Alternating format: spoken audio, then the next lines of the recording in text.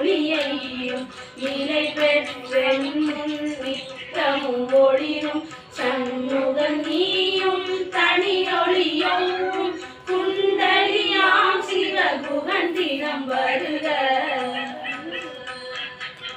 சேர்த்து படிக்க முடியும். ஆனால் அதெல்லாம் இல்லவே இல்லை. நான் வார்த்தைலாம் சேர்த்து